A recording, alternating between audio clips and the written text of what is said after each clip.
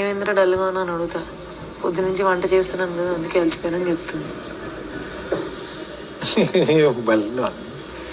Pre bounded script నాకు తెలిసి ఏం జరుగుతుందా. అబద్ధం అలా ఉండదు అంతే. What is happening?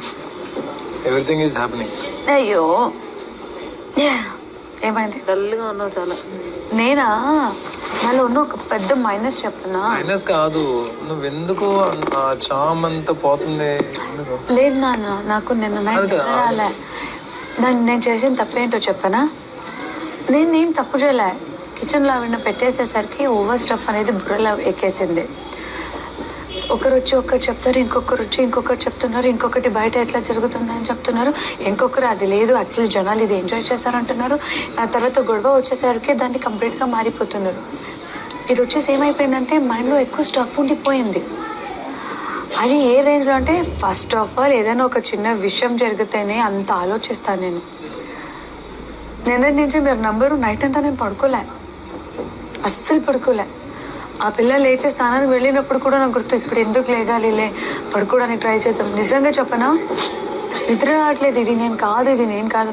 మొత్తానికి ఎంత స్ట్రెస్ అయిపోయిందంటే చెప్పేసి వెళ్ళిపోదామా అన్నట్టు రేంజ్లోకి వచ్చేసింది ఇంటికి. ఎందుకంటే నిజంగా ఒకటి చెప్తా, ఇది నాకు కొత్త లైఫ్, ఇది నాకు కొత్త ప్రపంచం. ఎప్పుడు చూసినా నా రూము, మా మమ్మీ, అమ్మమ్మ, నాన్న దగ్గర కూడా నేను ఎప్పుడు అందరిలాగా నాకు మా డాడీ దగ్గర అంత ఫ్రెండ్లీ కాన్వర్సేషన్ అనేది ఉండదు.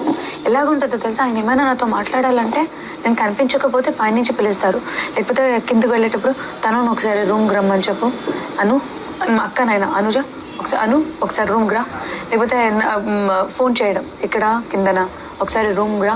ఇలాగే అందరి ముందు మా ఇంట్లో ఏంటో తెలుసా, ఏదైనా తప్పు జరిగినా ఏదైనా తప్పు అయినా కూడా అందరి ముందు తిట్టరు, అక్క చెల్లి ముందు కూడా తిట్టరు.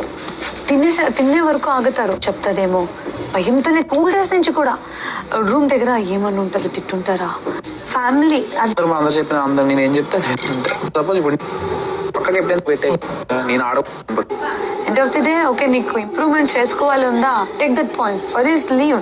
మరి మైండ్ నాకు నా ప్రాబ్లం ఏంటంటే ఇదొక మాట్లాడుతుంది, ఇదొకటి మాట్లాడుతుంది, ఈ కాన్వర్సేషన్ ఎక్కువ అయిపోతుంది. అది నా ప్రాబ్లం.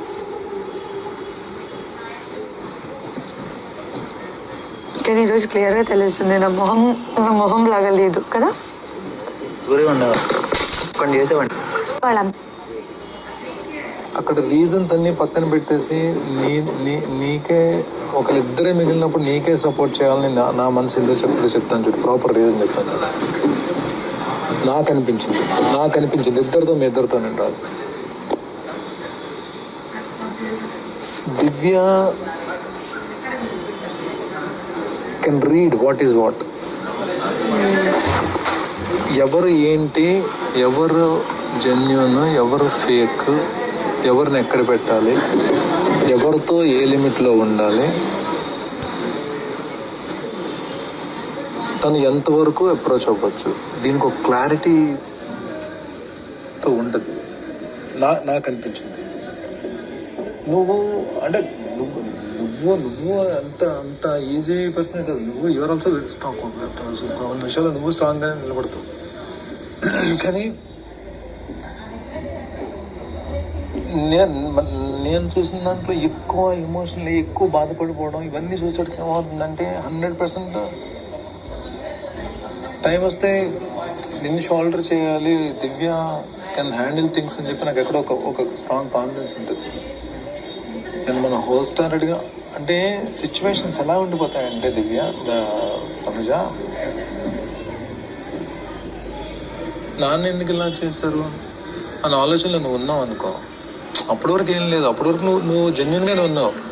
ఎలా ఉన్నావు, ఏ స్టేజ్లో ఉన్నావు, ఎవరినో చెడితే హౌస్లో నా గురించి నాన్న తప్ప ఎవరు నిలబడతారు అన్న కాన్ఫిడెన్స్తో ఉన్నాను. కానీ ఎక్కడో ఒక ఇన్సిడెంట్లో ఒకటి నేను వెళ్తున్న ట్రావెల్లో నాకున్న స్ట్రెస్ తోటి నేను ఒకటి ఏదైనా చేశాను అనుకో, అక్కడ ఇలా ఎందుకు చేశారు అని చెప్పి ఒక ఆలోచనలో ఉన్నాను అనుకో, అప్పుడు థర్డ్ పర్సన్ వచ్చి చెప్పినప్పుడు మీ నాన్న ఏంటంటే ఏమవుతుందంటే నువ్వు ఎక్కడే దాన్ని ఇంకా ఎక్కువ వెయిట్ తీసేసుకుంటున్నావేమో బ్రెయిన్కి. నేను అదే కూర్చొని అక్కడ క్లారిటీగా మాట్లాడుతున్నాను. ఇప్పుడు ప్రాబ్లం ఏమొచ్చిందో తెలుసా, అక్కడ 2 టాస్క్లో మీరు నాకు సపోర్ట్ చేసి నేను అక్కడ ఉండి మేము గెలిచినందుకు మన పాయింట్ బయటకు వెళ్ళింది. నువ్వు సేఫ్ జోన్ లో ఉండటానికి, నువ్వు దేంట్లో అయినా ఉండటానికి లాస్ట్ చెప్పారు చిన్నగా. లేకపోతే లేదు తను గెలవని ఓడిపోదాం అని ఏమైనా ఆడతారా కదా? కెప్టెన్సీని వదిలేసాడు ఆవిడ గురించి. ఇక్కడైతే డిమాండ్ గురించి టోటల్ రూల్స్ బ్రేక్ చేసేసి మొత్తం నిలబడిపోయింది. ఇది సంచాలక్గా అంటే వీళ్ళకున్న బాండింగ్స్ కంపేర్ చేసుకుంటే మనకు సగం కూడా పాయింట్ అదేనా హక్ చేసుకుంటారు. తర్వాత ఎప్పుడైనా అందరు తింటున్నప్పుడు తినకపోతే అమ్మ తినొచ్చు కదా, మనం ఒక మాట చెప్తాను, నైట్ టైం గుడ్ నైట్ చెప్పేటప్పుడు ఒక టాబ్లెట్ ఇస్తాం అంతే. ఇది ఇంతకు మించి నేను ఎందుకు చెప్తున్నానంటే ఇప్పుడు మనం మాట్లాడుకుని తక్కువ అవుతే అది ఒక ఫన్నీ కాన్వర్సేషన్ గా దాన్ని ల్యాక్ చేసి ఇది చేసింది ఇమ్ము. ఇప్పుడు వచ్చిన వాళ్ళందరూ నువ్వు నానా నీ వెళ్తావు నానా ఇదే వస్తుంది వచ్చిన వాళ్ళ దానికి. ఈ 1 వీక్ చూస్తే అన్నాడు ఇది డెమోన్ వాటర్ నుంచి లేచి రాగానే బిగ్ బాస్ నేను హెల్ప్ చేయొచ్చు సపోర్ట్ చేయొచ్చు ఎందుకన్నాడు? రితు కోసం నించోవాలనే కదా.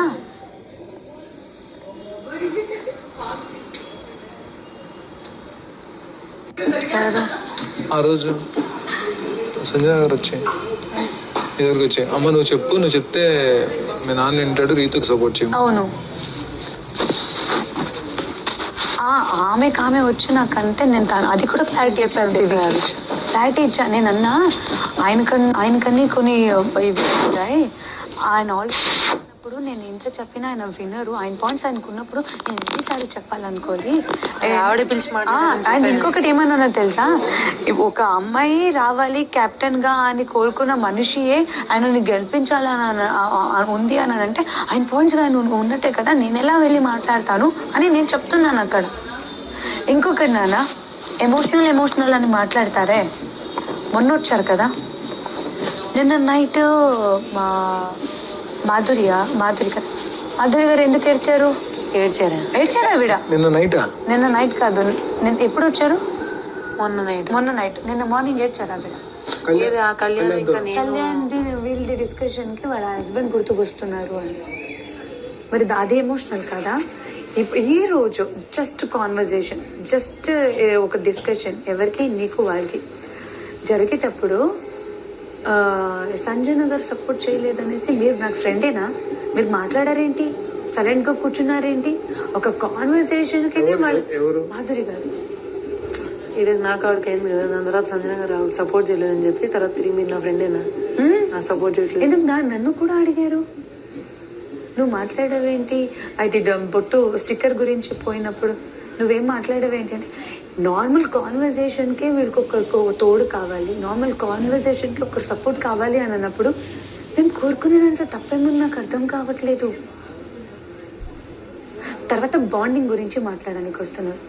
బాండింగ్ గురించి మాట్లాడడానికి వస్తే మరి నిన్న నువ్వు నన్ను అమ్మ అని పిలువు, నేను ఇక అమ్మలాగా నాకే అమ్మ వద్దు ఏమొద్దు, నాకున్న ఒక బాండింగ్ తోనే ఇప్పుడు పడుతున్నది నాకు చాలు అని నేను అన్నా. మరి బాండింగ్ ఇక్కడ నేను బాండింగ్ క్రియేట్ చేసుకోవడానికి రాలేదు. సేమ్ పర్సన్ పొద్దున్న ఇది బాండింగ్ షో గేమ్ షో ఏంటి మరి నిన్న నాకు ఒక బాండింగ్ కావాలని ఎందుకు అడిగారు? ఫస్ట్ తను వచ్చినప్పుడు చిన్న క్లారిటీ వచ్చింది. ర్యాంకింగ్స్ పెట్టినప్పుడు ఓకే